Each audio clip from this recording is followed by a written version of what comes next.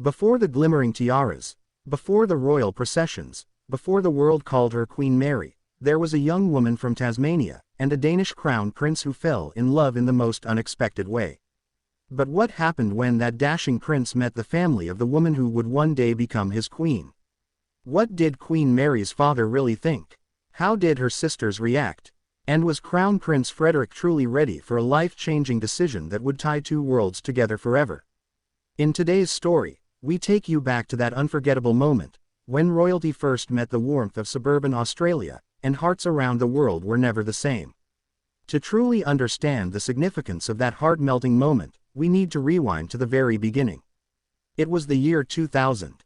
The world was preparing for the new millennium, and Sydney, Australia, was buzzing with energy as it hosted the Olympic Games.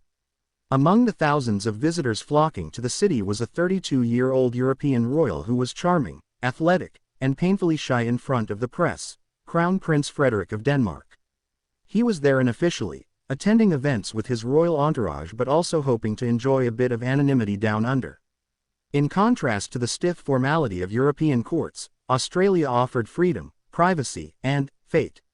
At a Sydney pub called the Slip Inn, a 28-year-old advertising executive named Mary Donaldson was enjoying a night out with friends. She had no idea that her life was about to change forever. They met. Their conversation, first anonymous, sparked instant chemistry. She didn't know he was royalty, only that he was kind, witty, and had the sort of depth that made her stop and think. When he finally revealed he was the Crown Prince of Denmark, she didn't laugh. She didn't swoon. She simply smiled, and continued the conversation. For Frederik, that moment was life-altering. As the months passed, a long-distance romance blossomed. Quietly, secretly, across oceans and continents, Frederik and Mary built a connection built on mutual respect, shared humor, and deep admiration. Their relationship remained hidden from the public eye for quite some time. But love has a way of progressing toward the inevitable. Eventually, Frederik knew the next step was unavoidable, and deeply important. He would have to meet her family. But this wasn't a casual Sunday brunch. This was the future King of Denmark stepping into the humble home of an Australian family whose daughter he intended to marry someday. How would they react? Would they accept him? Could Frederik, raised in a centuries-old monarchy, fit in with Mary's down-to-earth roots? It was early 2002 when Crown Prince Frederik, traveling discreetly, flew to Australia, not as a public royal, but as a man in love. Mary had warned him. Her family was tight-knit. Her father, John Donaldson, a respected mathematics professor, was wise and reserved. Her mother, Henrietta, had sadly passed in 1997, leaving a space in the family that Mary often filled with care and empathy. Her two sisters, Jane and Patricia, and brother John Jr., each had their own protective instincts. Frederik was nervous, and that, perhaps, is what made this visit so human. Mary picked him up from the airport, dressed simply, smiling warmly. There were no paparazzi, no press releases, just a couple returning home. The meeting was set in the family's modest suburban home in Hobart, Tasmania. No palaces, no formality, just coffee, biscuits, and a gathering that would shape royal history. When Frederik walked into the Donaldson household, he was met with curious eyes, but also open arms. Mary's father, John, extended his hand, but the handshake quickly turned into a relaxed conversation about mathematics, philosophy, and culture. Frederik, well-read and intellectually curious, was genuinely interested. The sisters, protective yet intrigued, watched closely. Jane, the most outspoken, cracked a joke about royalty being just fancy politics in capes. Frederik laughed. That was the moment the ice melted. He didn't arrive with entitlement. He didn't speak in rehearsed diplomacy. Instead, he showed humility, vulnerability, and love. He helped set the table. He asked about childhood memories. He listened. I saw the way he looked at Mary, Patricia later shared in a rare private interview years later. And I knew. He wasn't here because of who she might become. He was here because of who she was. Behind the calm smiles, Mary Donaldson was quietly terrified.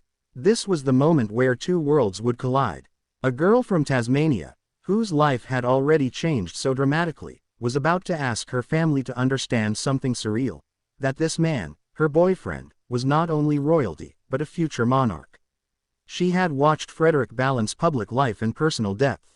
She knew the pressure he carried, and she feared her family might misunderstand him, or worse, disapprove.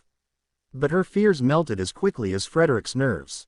Her father, John, after several cups of coffee and hours of conversation, reportedly said, "He may be a prince, but he's just a man, and a good one at that." That night, over a simple home-cooked dinner, the family laughed, reminisced, and bonded.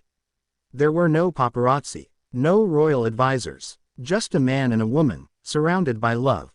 Of course, there were differences. Frederik was used to centuries-old royal traditions. Mary's family was proudly Australian, independent, humorous, and informal. During the dinner, one of Mary's siblings joked about Danish food being cold fish and mystery meats. Frederik grinned and retorted with tales of Danish Christmases, where pickled herring and schnapps ruled the table.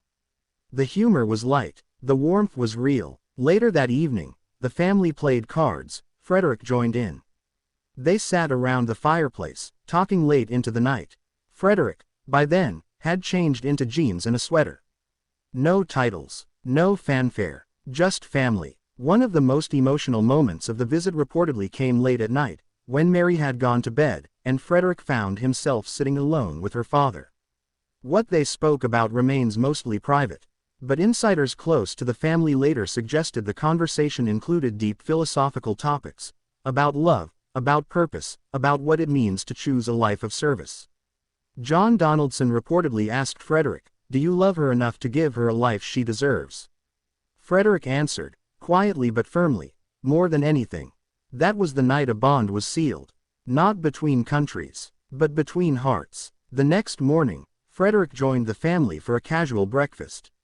Toast, eggs, nothing fancy. He hugged Mary's siblings. He shook her father's hand again, this time with unspoken understanding. Before he left, he gave Mary a small gift, a simple pendant with the Danish royal crest hidden on the inside. It wasn't an engagement, not yet, but it was a promise. Months later, the world began to suspect the romance. Cameras followed Frederik more closely. Reporters speculated about the girl from Tasmania. By 2003, the engagement was official. Denmark rejoiced. Australia stood stunned and proud. When Queen Margrethe gave her blessing, it was not just a royal approval, it was the validation of a love story that had melted hearts from Hobart to Copenhagen. Today, King Frederik and Queen Mary are symbols of modern monarchy, grounded, devoted, and emotionally attuned. But long before the tiaras, the titles, and the royal gowns, there was that simple visit to a suburban home. In Tasmania, a dinner table, a nervous prince, and a family who chose to see the man, not the crown. That meeting didn't just melt hearts. It changed history. It began with a meeting, but became a legacy. Before she was Queen Mary, she was simply Mary Elizabeth Donaldson. Born on February 5, 1972, in Hobart, Tasmania, Mary was the youngest of 4 children. Her father, Professor John Donaldson, was a Scottish-born academic whose career in mathematics led the family to settle in Australia. Her mother, Henrietta Clark Donaldson, worked in executive assistant roles and played a vital part in her children's upbringing before her untimely death in 1997. Mary's upbringing was modest and grounded, centered around discipline, education, and kindness. She attended Taroona High School, followed by the University of Tasmania, where she earned a combined degree in commerce and law. Even before meeting royalty, Mary had a sharp mind and an independent spirit.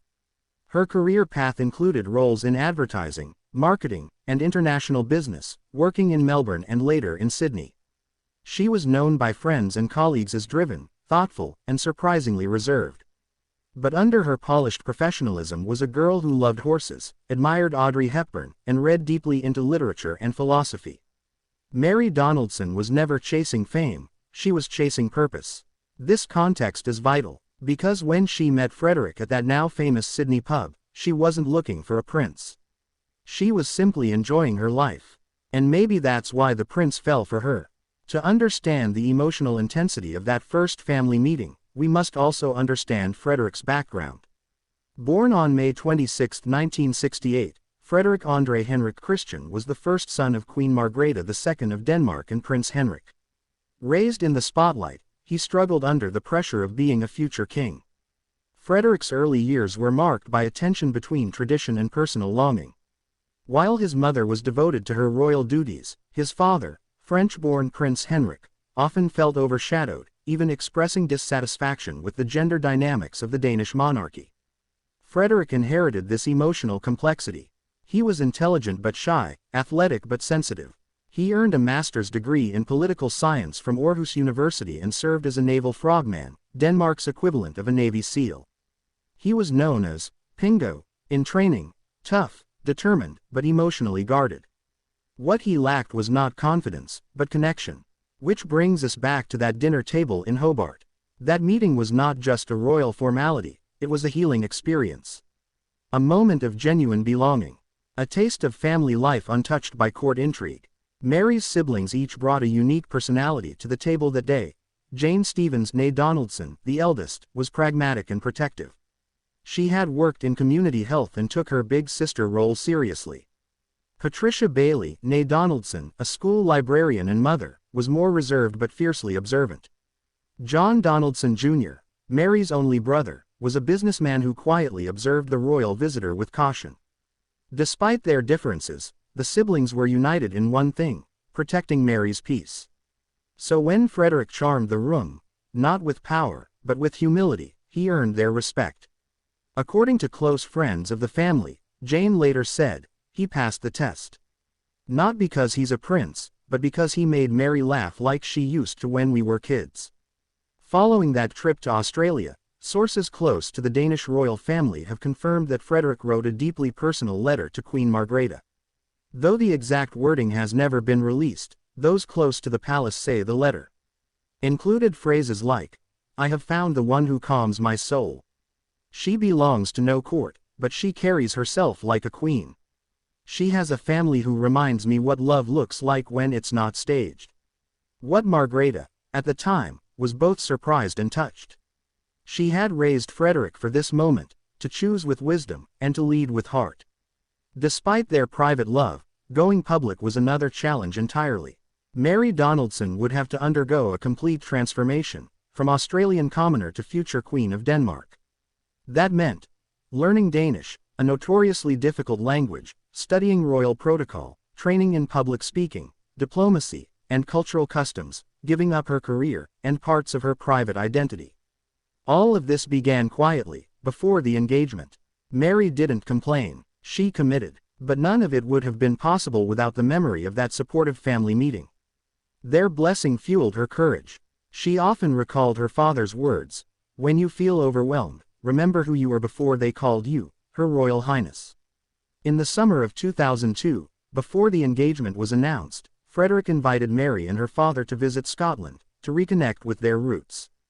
The Donaldsons had Scottish ancestry, and Frederik wanted to show Mary how seriously he took her heritage. They visited Edinburgh, walked through ancient castles, and dined privately away from the press. It was during this trip, insiders say, that Frederik confided in Professor John Donaldson that he planned to propose. "Are you ready for what that means?" John asked. "I don't know," Frederik said, "but I know she's worth it." On October 8, 2003, the Danish royal court officially announced the engagement of Crown Prince Frederik and Mary Donaldson. The proposal itself was said to be quiet and personal, just the two of them. No flashbulbs, no pageantry. Mary said yes. Frederik later shared in interviews that he had never been more certain of anything in his life. "I had waited a long time to find someone who made me feel whole. She was that person. She still is." On May 14, 2004, the world watched as Mary walked down the aisle at Copenhagen Cathedral.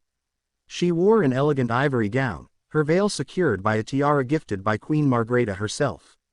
The lace of her gown was a tribute to both Danish tradition and her Australian roots, designed with eucalyptus patterns, subtly sewn into the fabric.